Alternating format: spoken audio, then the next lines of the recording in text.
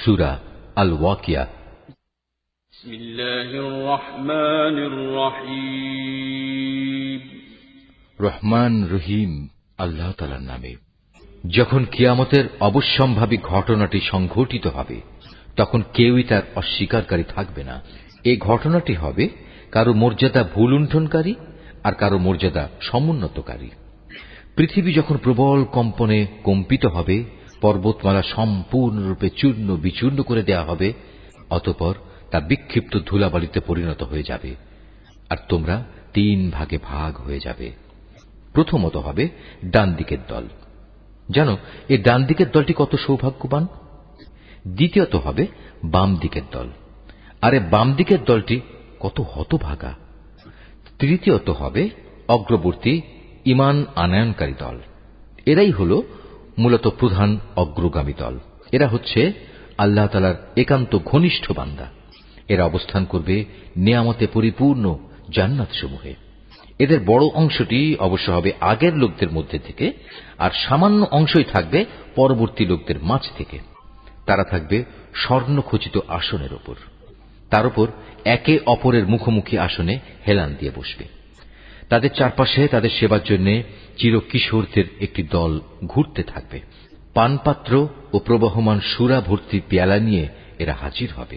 সেই সুরা পান করার কারণে তাদের কোনো শির পীড়া হবে না, তারা কোন রকম নেশাগ্রস্তও হবে না। সেখানে আরো থাকবে তাদের নিজ নিজ পছন্দ মতো বেছে নেওয়া ফলমূল, থাকবে তাদের মনের চাহিদা মোতাবেক রকমারি পাখির গোশত। সেবার জন্য মজুদ থাকবে সুন্দরী সুনয়না তরুণী দল। তারা যেন এক একটি সযত্নে ঢেকে রাখা মুক্তা। এর সবকিছুই হচ্ছে তাদের সেই কাজের পুরস্কার যা তারা দুনিয়ায় করে এসেছে।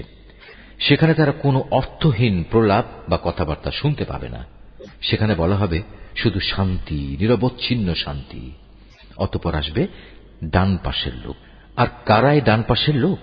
তারা অবস্থান করবে এমন এক উদ্যানে যেখানে থাকবে শুধু কাঁটাবিহীন বরই গাছ, থাকবে কাঁদি কাঁদি কলা, যার মনোরম ছায়া দূর দূরান্ত পর্যন্ত সম্প্রসারিত হবে, আর থাকবে প্রবহমান ঝর্ণাধারার পানি, পর্যাপ্ত পরিমাণ ফলমূল, এমন সব ফল যার সরবরাহ কখনো নিঃশেষ হবে না এবং যার ব্যবহার কখনো নিষিদ্ধ করা হবে না। আর থাকবে উঁচু উঁচু বিছানা। আমি তাদের বানিয়েছি বানানোর মতো করেই। তাদের একটি বৈশিষ্ট্য হচ্ছে আমি তাদের চিরকুমারী করে রেখেছি। আরেকটি বৈশিষ্ট্য হচ্ছে তারা হবে সব বয়সের প্রেম সোহাগিনী। এগুলো হচ্ছে প্রথম দলের ডান পাশের লোকদের জন্য। এই ডান পাশের লোকদের এক বিরাট অংশ হবে আগের লোকদের মাঝ থেকে, আবার অনেকে হবে পরবর্তী লোকদের মাঝ থেকেও, যারা হচ্ছে বাম পাশের লোক। তুমি কি জানো এ বাম পাশের লোক কারা? যাদের অবস্থান হবে জাহান্নামের উত্তপ্ত ও ফুটন্ত পানিতে এবং ঘন কালো রঙের ধোঁয়ার ছায়ায়। সে ছায়া যেমন শীতল নয়, তেমনি তা কোন রকম আরামদায়কও হবে না। এরা হচ্ছে সেসব লোক যারা এর আগে দুনিয়ায় অত্যন্ত সুখ সম্পদে কাটাত। এরা জঘন্য পাপ কাজেও বারবার লিপ্ত হয়ে পড়ত। এরা বলতো, আমরা যখন মরে যাব এবং মরে যাওয়ার পর আমরা যখন মাটি ও হাড়ের সমষ্টিতে পরিণত হয়ে যাব, তখনও কি আমাদের পুনরুজ্জীবিত করা হবে? অতএব আযাব থেকে বেঁচে থাকার জন্য হে নবী, তুমি তোমার মহান মালিকের পবিত্র নামের তাসবিহ পাঠ করো। এভাবে আমাদের বাপ দাদা এবং পূর্বপুরুষদেরও কি জীবিত করা হবে? হে নবী, তুমি বলো, অবশ্যই আগে পরের সব লোককেই একটি নির্দিষ্ট দিনে একটা নির্দিষ্ট সময় অবশ্যই জড়ো করা হবে। অতঃপর কাফেরদের বলা হবে, ও হে পথভ্রষ্ট ও এ দিনের আগমনকে মিথ্যা প্রতিপন্নকারী ব্যক্তিরা, দুনিয়ায় যা অর্জন করেছ তার বিনিময়ে আজ তোমরা ভক্ষণ করবে যাক্কুম নামক একটি গাছের অংশ। অতঃপর তা দিয়েই তোমরা তোমাদের পেট ভরবে। তার উপর তোমরা পান করবে জাহান্নামের ফুটন্ত পানি। তাও আবার পান করতে থাকবে মরুভূমির তৃষ্ণার্ত উটের মতো করে। এ হবে কিয়ামতে তাদের যথার্থ মেহমানদারি। আমি যে তোমাদের সবাইকে পয়দা করেছি এ কথাটা তোমরা কি স্বীকার করছো না? তোমরা যে নারী দেহের একটি ভাণ্ডে এক বিন্দু বীর্যপাত করো, সে সম্পর্কে কখনো কি ভেবে দেখেছ? বলতো, তাকে কি তোমরা পূর্ণাঙ্গ মানুষ বানিয়ে দাও না আমি তার স্রষ্টা? তোমাদের মাঝে সবার মৃত্যু আমি নির্ধারণ করি এবং আমি এ ব্যাপারে মোটেই অক্ষম নই যে তোমাদের বদলে তোমাদের মতোই আর এক দল মানুষ বানিয়ে দেব এবং প্রয়োজনে তোমাদেরই আবার এমনভাবে তৈরি করব যে কিছুই তোমরা জানতে পারবে না। তোমরা যখন তোমাদের প্রথম সৃষ্টির ব্যাপারটা জানতে পেরেছ, তখন দ্বিতীয়বার সৃষ্টির এ সাবধান বাণী থেকে কেন শিক্ষা গ্রহণ করছো না? তোমরা জমিনে যে বীজ বপন করো, সে সম্পর্কে কি কখনো চিন্তা করেছ? তা থেকে ফসলের উৎপাদন কি তোমরা করো, না আমি তার উৎপাদক? অথচ আমি যদি চাই, তাহলে অঙ্কুরিত সব বীজ খড় কুটায় পরিণত করে দিতে পারি, আর তা দেখে তোমরা হতভম্ব হয়ে পড়বে।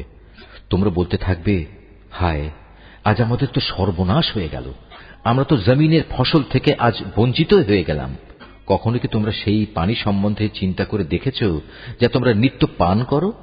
বলতে পারো, আকাশের মেঘমালা থেকে এ পানি কি তোমরা বর্ষণ করো, না আমি এর বর্ষণকারী? অথচ আমি চাইলে এ সুপেয় পানি লবণাক্ত করে দিতে পারি। এসব কথাবার্তা জানা সত্ত্বেও তোমরা কেন আমার কৃতজ্ঞতা আদায় করছো না? আগুন যা প্রতিদিন তোমরা প্রজ্বলিত করে থাকো, তা কি কখনো ভেবে দেখেছ? তার মধ্যে আগুন জ্বালানোর গাছটি কি তোমরা সৃষ্টি করেছ, না আমি এর স্রষ্টা? মূলত আমি একে সভ্যতার নিদর্শন করে রেখেছি এবং একে ভ্রমণকারীদের জন্য প্রয়োজন পূরণের সামগ্রী বানিয়ে দিয়েছি। অতঃপর হে নবী, এ সব কিছুর জন্য তুমি তোমার মহান মালিকের মহান নামের মাহাত্ম্য ঘোষণা করো। অতঃপর আমি শপথ করছি অস্তাচলের তারকাপুঞ্জের। সত্যি আমার গোটা সৃষ্টি নৈপুণ্যের আলোকে এ হচ্ছে এক মহান শপথ। যদি তোমরা জানতে। অবশ্যই কোরআন এক মহামর্যাদাবান গ্রন্থ। এটি লিপিবদ্ধ রয়েছে একটি সযত্নে রক্ষিত গ্রন্থে। পূত পবিত্র ব্যতিরেকে তাকেও স্পর্শও করতে পারে না, কেননা তা নাজিল করা হয়েছে সৃষ্টিকুলের মালিক আল্লাহ তাআলার কাছ থেকে। এ সত্ত্বেও তোমরা এই গ্রন্থের আনিত বাণীকে